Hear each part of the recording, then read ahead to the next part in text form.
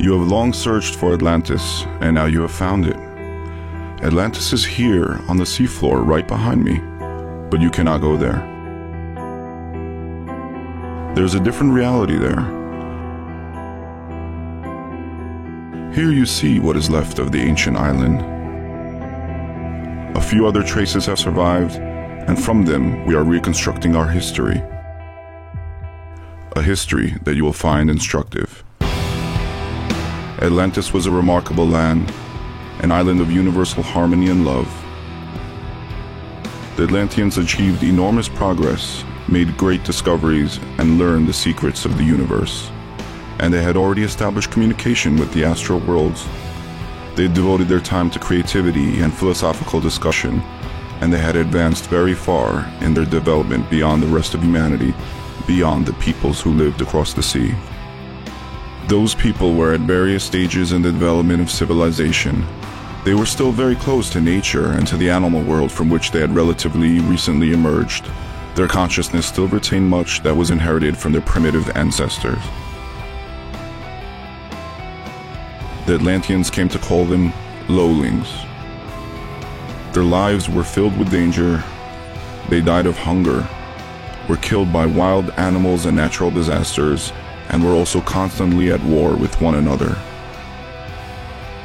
And of course, they dreamed of reaching a pleasant and prosperous world like Atlantis. And so the Outlanders began to arrive on the island with increasing frequency. Our ancestors felt sorry for them and gave them shelter. The lowlings were so endearing with their wildness and spontaneity.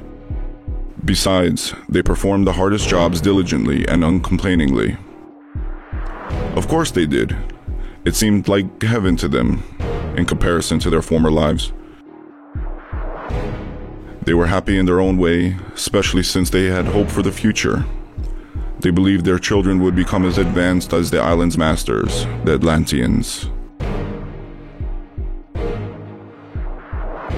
Indeed, the lowling children who had been born on the island quickly acquired knowledge and gradually learned to use primitive tools. Then, over the years, mastered increasingly complex technology and became accustomed to living in a civilized past.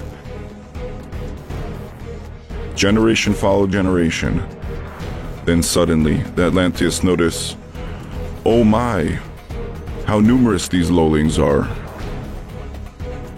On top of that, a huge number of relatives had joined them, and lowling women bore many children.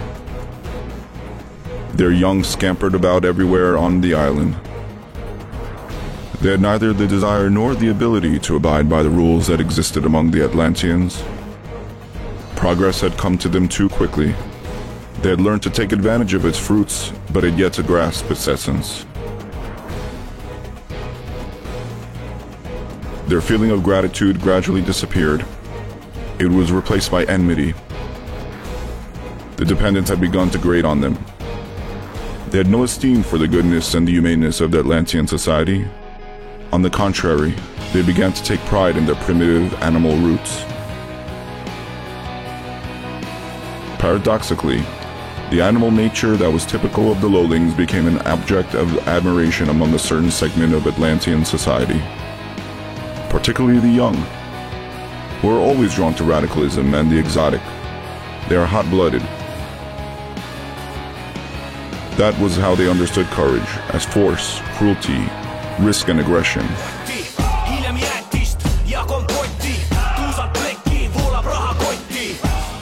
This pernicious influence also affected adult Atlanteans. It became fashionable to derive primitive pleasure from the barbarian rituals and to use all sorts of potions. Some women even took to lovers among the lowlings. The coarse sex gave them a perverted pleasure.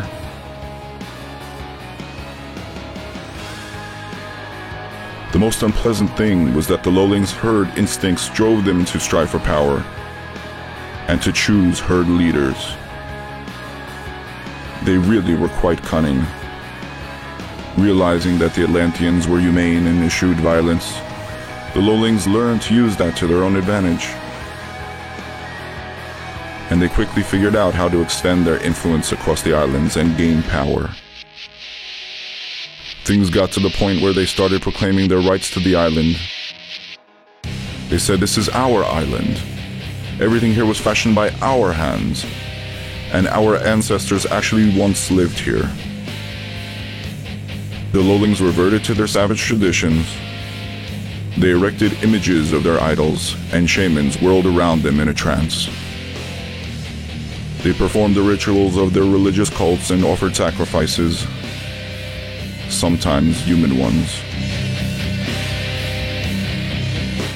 Wherever they lived, conflicts, clashes, and fighting broke out, and an atmosphere of aggression and danger prevailed.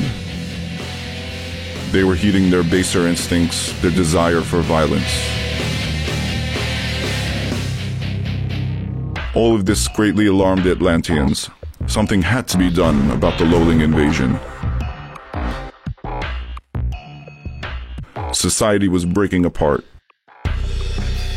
Some were so outraged by the Lowlings' aggressive behavior that they demanded that the most radical measures be taken, and all the Outlanders destroyed.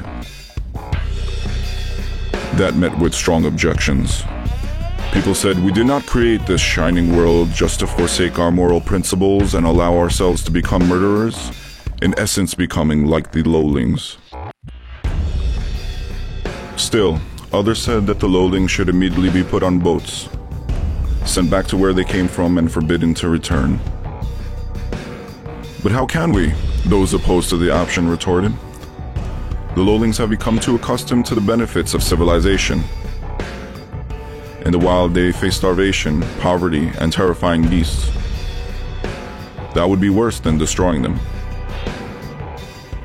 Others were of the opinion that it would be sufficient to forbid the Lowlings to have more than one child by requiring them to use contraceptives. But then voices were raised in protest. Not allowing them to procreate would mean depriving them of the joy of being mothers and fathers. Then there were the ultra-humanists, who were convinced that nothing should be done. The Lowlings were gradually blending with the Atlanteans and eventually would not differ from them at all. New people would emerge, and everything would be wonderful.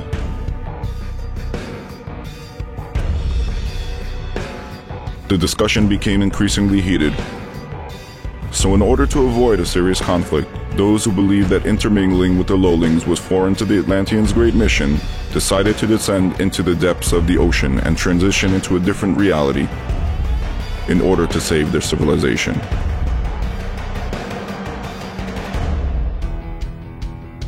But harmony did not ensue on the island.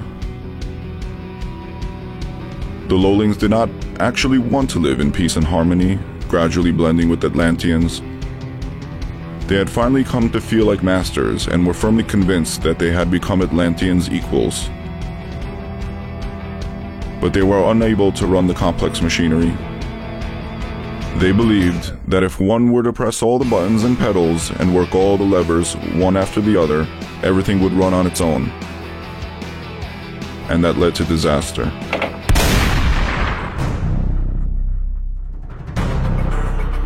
The splendid, flourishing island died, and with it everything that had been created by many generations of Atlanteans.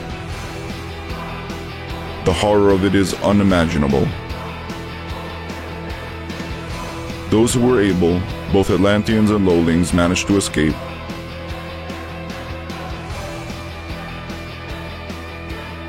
And now if it was only we who preserve and expand the knowledge of great Atlantis. And all these years that we have been here, we have been observing what is happening on the planet, with the aid of our devices for gathering and analyzing information. And what is it that we see? The Atlanteans who escaped the island settled all over the earth, becoming intermingled with every people. Today, neither Atlanteans nor Lowlings exist in their pure form. Modern humans are composed of a very bizarre mixture. If one were to indicate the Atlantean in a person with blue and the Lowling with red, you would see the most varied combinations. It is a most curious cocktail. But it can be dangerous when the lowling element, the animalistic, predominates in a person, regardless of the nation or race to which that person belongs, or in which country he lives. The conflict between the Atlantean and the lowling occurs within each person. No matter the color of his skin, and even within a family, a society, a people, or a country, personalities that drive progress and strive for knowledge, perfection, and the beautiful, these are the people in whom there is more of the Atlantean. There are others who carry within themselves the animal nature, and they are in greater part lowling. It should be acknowledged that lowlingness is not a sentence. It is not genetically predetermined. Depending on culture, upbringing, and situation, the balance can tilt toward loneliness. Depending on culture, upbringing, and the situation, the balance can tilt toward lowliness in an individual, a family or a group, or among an entire people.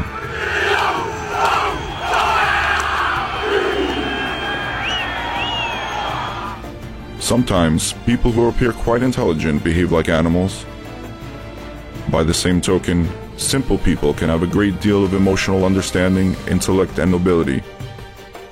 There is much that is Atlantean in them. The Atlanteans' descendants are by and large individualists, whereas those who are more lowling, motivated by their animal nature, tend to stay together and group themselves into flocks and herds. That herd can be bought with primitive ideas and cheap slogans. Like half-grown children, they have a tendency to believe in all sorts of fairy tales, in various social and religious utopias. And of course, as in any herd, instinct forces them to seek out a leader to whom they ecstatically bow as if to a living god. But those leaders are generally semi-literate, crafty and vain, lovers of power who have come to believe in their own greatness. These gods instill in their herds a sense of fear and hatred towards fabricated internal and external enemies. These herd leaders are extremely dangerous. Their intellect is no match for the level of your technical development, yet they possess modern destructive technology. That was what happened to us as well. And there is no one to oppose them. Unfortunately, public opinion is dictated by the descendants of those Atlantean ultra-humanists who dreamed of blending with the lowlings. And that mixture of starry-eyed idealism on the part of conciliatory intellectuals and aggressive ignorance on the part of the neo-lowlings, tyrants and dictators, is very explosive. Remember the tragic history of our island.